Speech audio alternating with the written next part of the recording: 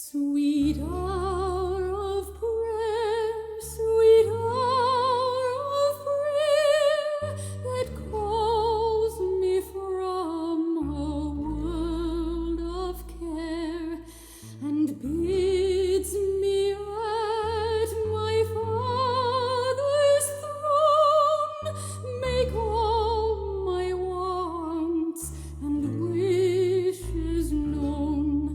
In seasons of distress and grief, my soul has often found relief, and oft escaped the tempter's snare by thy return, sweet hour of prayer.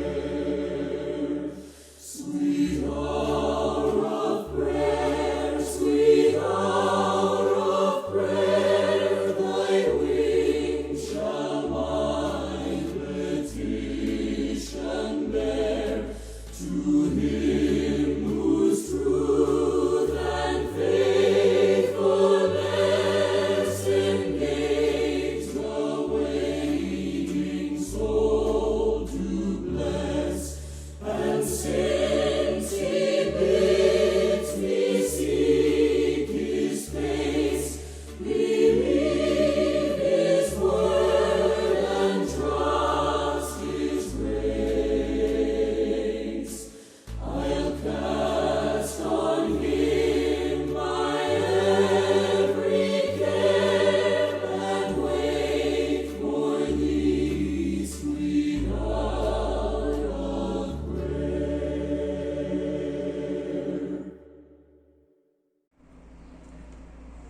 Good evening, KMC family, and all who are watching virtually this Bible study on the prophetical book of Jonah. Dear friends, since from last 7 weeks we are continually studying on this book, and we have received many insights through this Bible study. Hopefully, those who are watching, I hope they are edified. They got some insight through this one, and I insist you continually study even after this Bible study. For today's Bible study, the scripture portion is from Jonah chapter 3, verses from 1 to 10. Jonah chapter 3, verses from 1 to 10. I will be reading for you from the ESV. Jonah goes to Nineveh. Then the word of the Lord came to Jonah the second time, saying, Arise, go to Nineveh, that great city, and call out against it the message that I tell you. So Jonah arose and went to Nineveh according to the word of the Lord. Now Nineveh was an exceedingly great city, 3 days' journey in breadth. Jonah began to go into the city, going a day's journey, and he called out, At 40 days, and Nineveh shall be overthrown. And the people of Nineveh believed it. They called for a fast and put on sackcloth from the greatest of them to the least of them.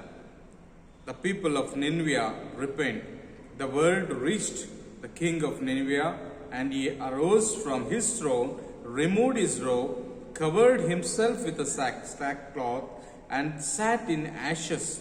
And he issued a proclamation and published through Nineveh, by the decree of the king and his nobles, Let neither man nor beast, herd nor flock taste anything.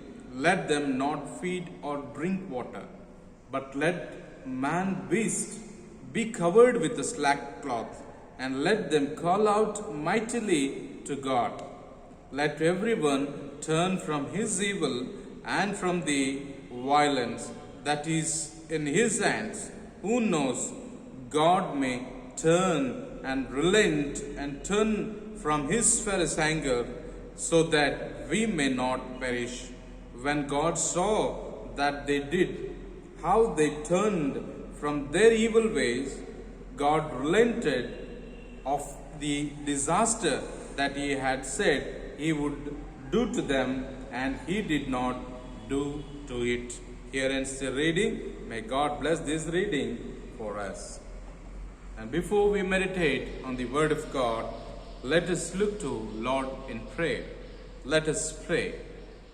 Our gracious Heavenly Father, Lord, I thank you, Lord. Thank you for this evening. Once again, you have given to us to come before you. And Lord, to understand what you are going to tell us today. Yes, Father, as we are meditating on chapter 3 of Jonah, Lord, you give us your insight so that, Lord, we can understand everything that you want us to understand. And not only that one, oh Father, you make us to know, and you make us to know what exactly we need to do it today, oh Father. And help us to walk according to it. In the mighty name of our Lord and Savior Jesus Christ, I pray. Amen. Praise the Lord.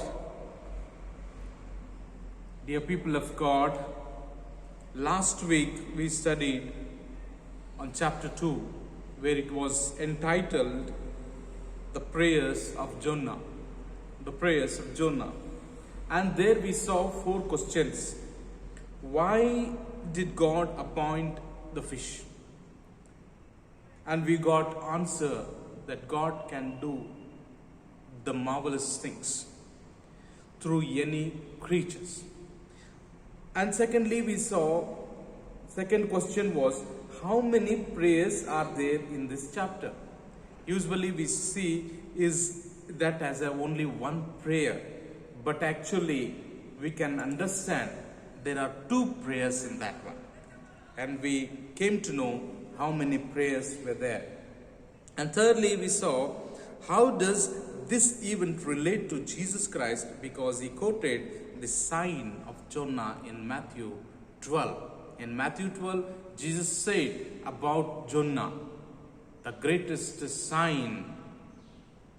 He said about that one, and we can understand the analogy between Jesus and Jonah. And that day we got to know about that one also. And the question number 4 was, how important is it to keep vows and offer sacrifice to the Lord? How important that is. The vows that we make, how important it is.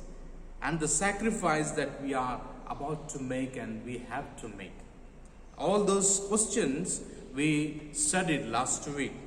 And this week, we are going to meditate on chapter 3. And I have entitled this as The Revival. The Revival. See here, the story goes like this. After the fish vomited him, and Jonah was on the dry land, hopefully he was distressed. And when he was in the fish, some theologian says he was dead. And when fish vomited him on the dry land, then he was alive. These are all the concepts, these studies. And so we need to just understand what happened. But what happened, or is he died or he was not died, we are not going to study about that one. But now we are going to understand, after this great fish vomited Jonah on the dry land, and Jonah, he went back to his place, and there he might be went to his own house, and there we see the second time God called him. And God gave him the message that he has to give to Ninevites. Because the Ninevite was a great city, then he went to Nineveh, then he delivered his message, and thereafter the story goes like this. Thereafter the Ninevites repented, believed on his words, and they repented. And after they repented, the king repented and ordered the fast and to apply the ashes and to wear this slack cloth. And after this, they thought and they were expecting that God may have mercy upon them. And at the later part of this chapter 3, at the end, we see God was really merciful on the Ninevites. And that's why they were saved. And God did not do what he wanted to do. And this is the story, this is what the chapter 3 says. And just to have more insight on this one, just to have more insight and to understand better, let us divide it into 4 parts. Let us divide it into 4 parts. The first one, let us see the second chance. From chapter 3, verse 1 and 2.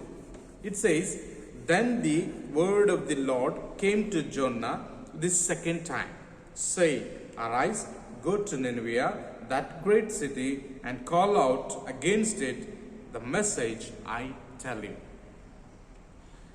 Dear people of God, the second chance. See, I hope everyone has experienced this one, the second chance. Maybe there are people who have not experienced the second chance. But most of us, as for me, I have experienced the second chance. How I'm telling you. Let me give you an example. See, here Jonah was called. For the first time he was called, and first time he disobeyed. And when he disobeyed, he thought of his own plans and he went on. When he went disobeying God, and when he wanted to flee from presence of God, he was in the distress, and God helped him, and God saved him. And again, the second time, the same chance is given to Jonah. And the same second call has come to Jonah. Even in my life, after finishing my PU, I decided to go to theological studies. That was in 1997, I hope. In 1997, I was decided to go to theological studies. But later on, I dropped it and went to engineering. And I did my engineering. And after that, I worked around 8 to 9 years. Till 2009, I was working as an engineer. But again, the call has come. And this time, I did not make any mistake. I did not say, "No, Lord." I just said, "Yes, Lord." And I accepted. And since from 2009 till date, I am in the service of Lord. And I hope that was my second chance, or the second call that God has given me. And I accepted it. And here also, Jonah got the second call and he accepted it. God is a God who gives us chances. Maybe second chance, maybe third chance, maybe again and again. So that's why we say our God is a gracious God. Our God is a merciful God. Our God is a God who has lot of patience. Our God is the one who gives us chance again and again and again. The word of God says in Revelation 2:5, "Remember therefore from where you have fallen, and repent and do the works you did at first."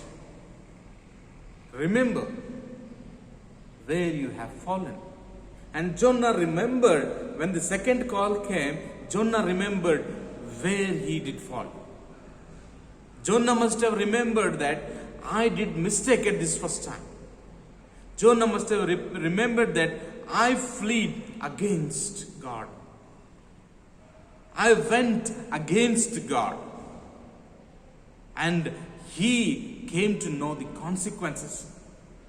And that's why he again started from the first. Means he started again to obey the Lord. And the obedience is what God needed here. And that's why God is going to give chance. And many times we may lose this kind of chance. Dear friends, in 2 Chronicles chapter 33, we see the king Ammon there. The king Ammon was the son of King Manasseh. And King Manasseh repented and he was good in the sight of God. But King Ammon did all the evils that he can do. And you know what happened? King Ammon did not get the second chance. Because we see there, and in chapter 33 verse from 24 we see, and his servants conspired against him and put him to death in his house. The servants of that king conspired and put him to death. And this is what happens. We may not get the second chance. Whereas King Manasseh, when he did evil, and when he came to know that what he was doing was evil and it was against God. So he went to God and he knelt down and prayed, and God listened. There he got the second chance, and he believed and he did all the good things that in front of God. See, this is what happens. Sometimes we may get the second chance. God is giving us numerous of opportunity to repent from what we are doing. So are we ready to do when the God calls us for the second time? Are we ready to do and accept the call of God? We need to question about ourselves this one. And secondly, we see rise and obey. Rise and obey. Jonah 3 verse 3 and 4. It says, so Jonah arose and went to Nineveh according to the word of the Lord. Now Nineveh was exceedingly great, 3 days' journey in breadth. Jonah began to go into the city, going a day's journey, and he called out, at 40 days and Nineveh shall be overthrown. At 40 days and Nineveh shall be overthrown. See, God gave the second chance to Jonah, and Jonah listened it carefully. He was very careful in listening.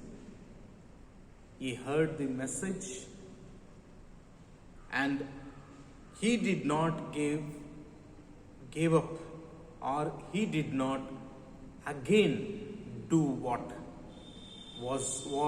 he did in the first.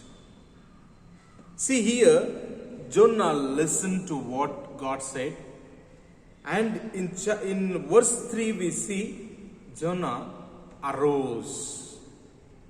He got up. He got up and went to Nineveh. That in the first chapter we see, go arise and tell this one to Ninevians. When this message was heard by Jonah, he arose and he fled from God. And again he went to Joppa, and from Joppa to Tarshish.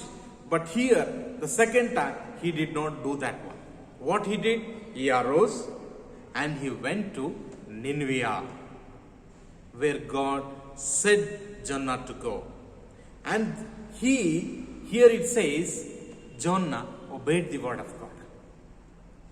Dear people of God, when God calls us for the second time, see, when we may test God again and again and again.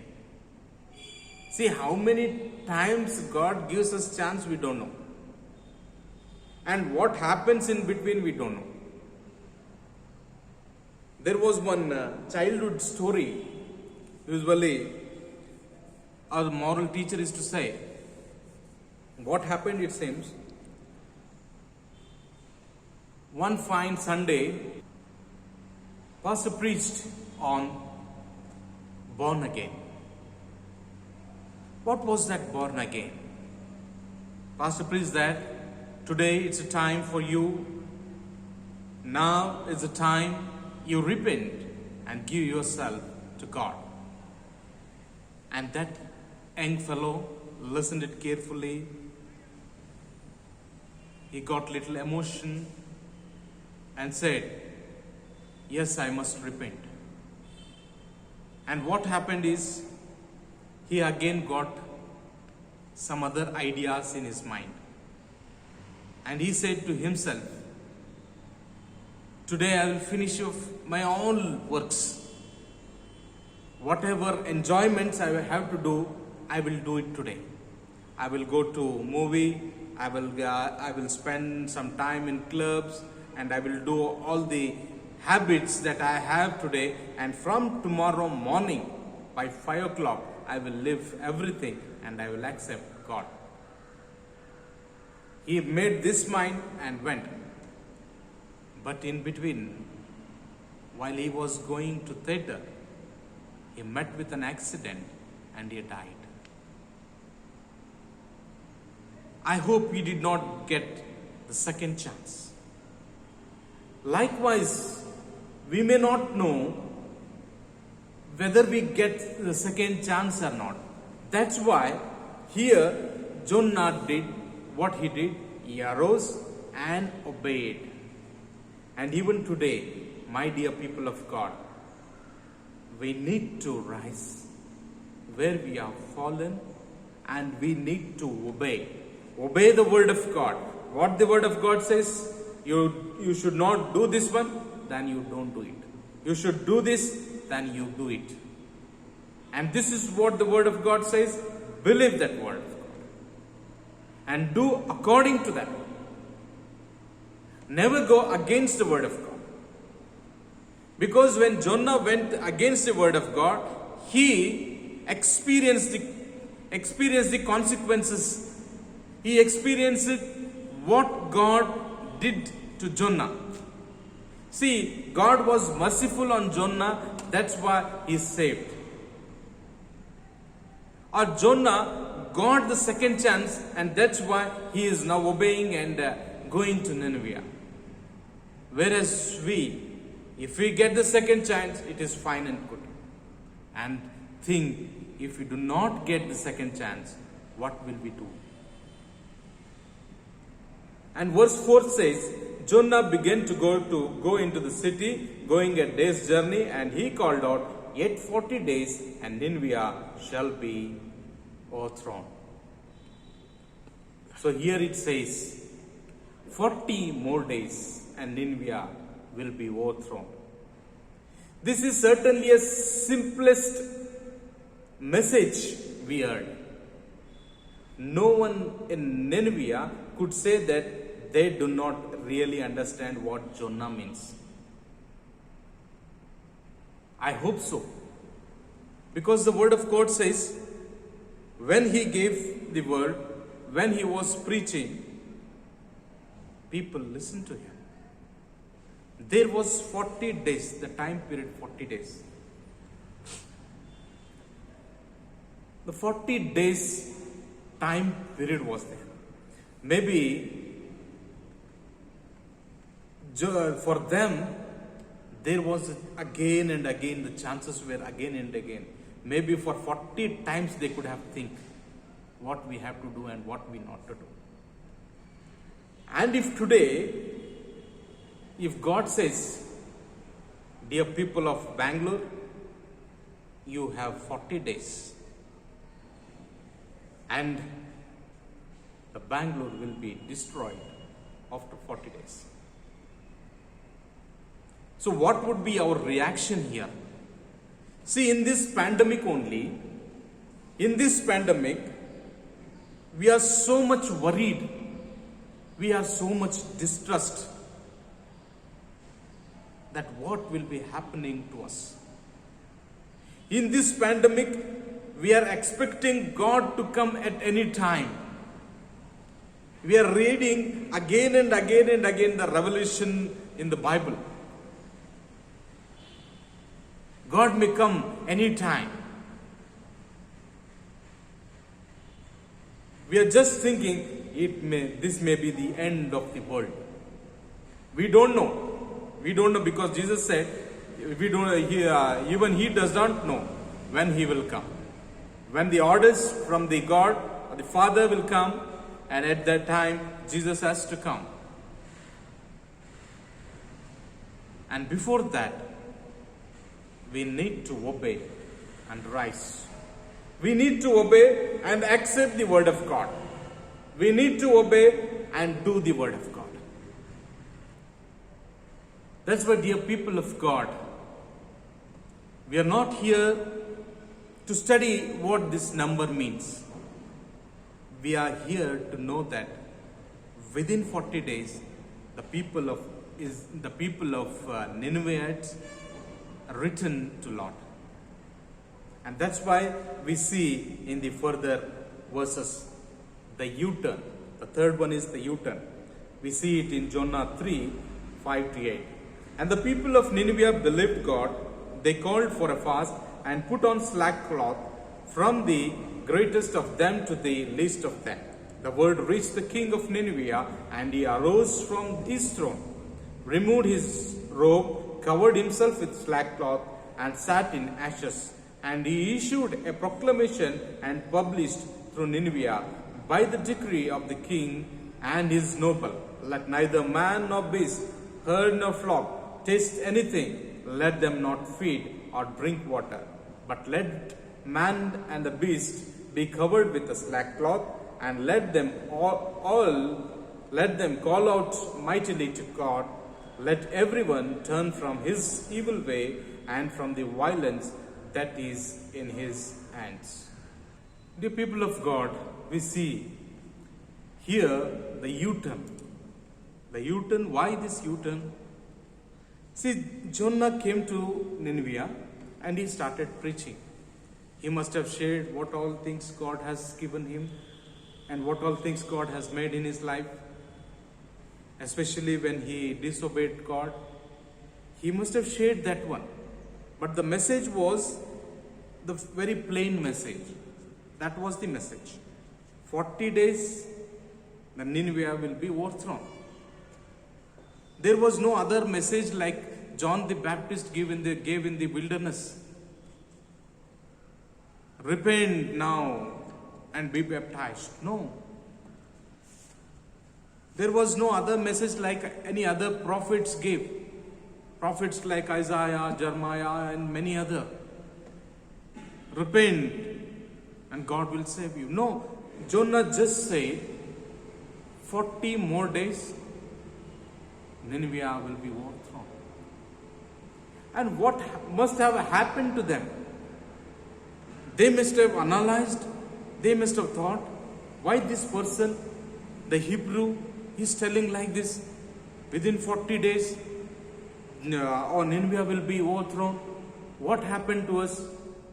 Some people must have thought, some people must have neglected it, and some must have taken serious. Maybe I hope the women in that Nineveh must have taken it serious. They must have discussed in their homes. They must have discussed while they were together for the food. See, these things must have happened there. There was no other thing. That's even the king. King must have thought, why this fellow, why this prophet is not telling us to repent? Why he is not giving us the answer, what we have to do? Even Jonah was not expecting that to people to repent and come back. He was just delivering what the message he got from God. He was just saying 40 days this Nineveh will be destroyed. What suppose this thing happened to our Bangalore? If someone comes and says within 40 days Bangalore will be destroyed, there is no other word than this one, then what we would be doing then?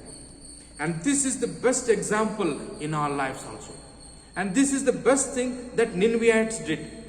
Even though they were cruel, crooked, they were the most sinful nature people, what they did?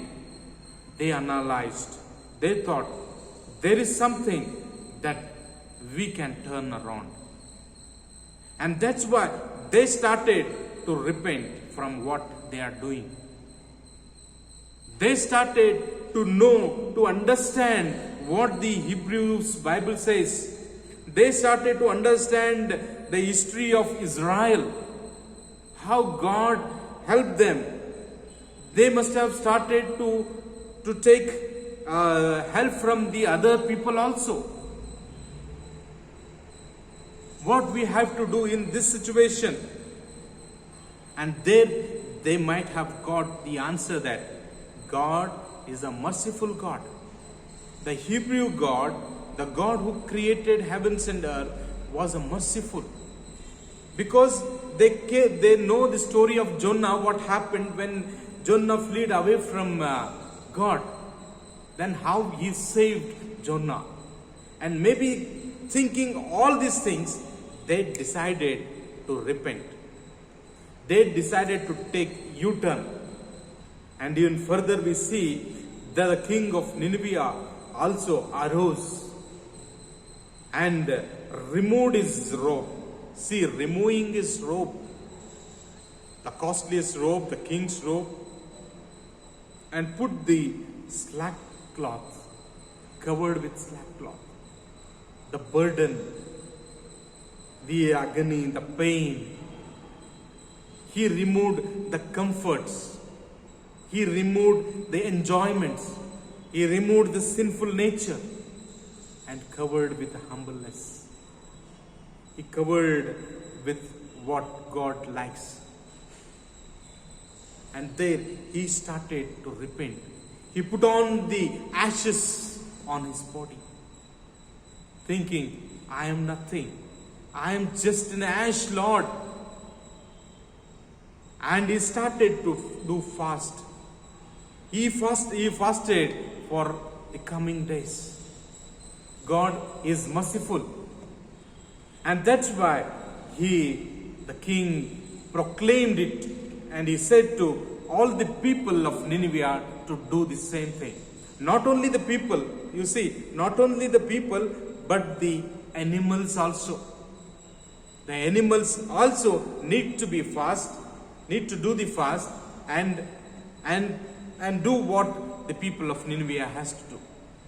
And this was the thing, and this was the U-turn. And here we see they turn from their wicked ways. This slack cloth is an interesting one. Tracing its usage and history comes back to Jacob as the first mention. It was used in times of great repentance or a great sorrow and mourning. This is a true repentance. It begins with hearing the word of God and results in turning to God and turning away from the evil previously done. And this is the revival. And this is the revival by the single message. No message there about repentance. Only the message was 40 days. This Nineveh will be overthrown. And that single message made every people of Nineveh to turn from their evil ways. And they eventually turned. And we see in the last part of chapter 3, verse 9 and 10 says, who knows, God may turn and relent and turn from his anger so that we may not perish. When God saw that they did, how they turned from their evil ways, God relented of the disaster that he had said he would do to them, and he did not do it. And he did not do it. There are two things that we need to understand here. King said, who knows, God may turn and relent. Let us do this one. Let us attempt this one. Let us repent. Let us fast. Let us put on this sackcloth. Let us put ashes on us. And let the whole Nineveh do this one. Who knows? God may have mercy upon us. Yes, that happened. In verse 10 we see, when God saw what they did, how they turned from their evil ways, God relented of the disaster. What he wanted to bring, he did not brought. What he wanted to do, he did not do it. Why? Because people repented. People repented not because Jonah said them to repent. People repented just knowing the incidents that happened with Jonah, and knowing the incidents that happened with Israel, or knowing the incidents with many other, and knowing the reality that God is merciful. They did not know everything about God, but just few examples before them. Jonah's example, and Jonah said, I am Hebrew, and they must have thought what the stories are there in the Hebrew, and all these things must have come to their knowledge, and they started to repent. And when they repented, when they turned from their evil ways, God was gracious upon them, and God did not do what he wanted to do. Even today, people of God, we need to understand. We need to understand the call.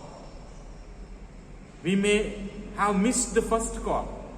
We may have missed the second call. But if God is calling again, if God is calling again to repent, if God is calling again to do his work, if God is calling again to serve him, don't give up. Just come forward and obey his commandments. Take a U-turn from where you were there, and come back to Lord, and see that Lord will do many more things, and see that God will be very much merciful upon you, and see God will bless you abundantly as he blessed the Nineveh. Has he taken care of Jonah? Same way, even today, he will take care of us. Even today, he will bless us. Even today, God is calling us. We need to hear him and accept his call. May God bless you, and may God give you more knowledge. And I also pray that God may continually guide you and lead you. And dear friends, if you have any questions, if you want to discuss with me, you can call me or you can WhatsApp me, so that we can discuss together for the glory of God. Let us pray. Gracious Heavenly Father, we thank you, Lord. We thank you for this beautiful day that you have given us wonderful words today. Yes, so Father, we know you give us the chance, the opportunity to repent, to come and to obey. Yes, so Lord, give us willpower to rise and obey. Make us to take a U-turn. Make us to come back to you. And Lord, we know that, Lord, you are merciful. That day, the king might have not known you, that you were the merciful, but they tried you. But today we know that you are merciful. Today we know that you are gracious. Today we know that you are there to help us. Yes, Father, we take this chance, and Lord, we accept whatever you say, and we will do whatever you command us. You bless all our KMC family and all those who are watching this Bible study virtually. I give myself unto your holy hands, and I pray this prayer in the mighty name of our Lord and Savior, Jesus Christ. Amen. Let us receive the benediction. Now may the grace of our Lord Jesus Christ, love of the Father, sweet communion of the Holy Spirit, rest and abide with each one of us, now and forevermore. Amen.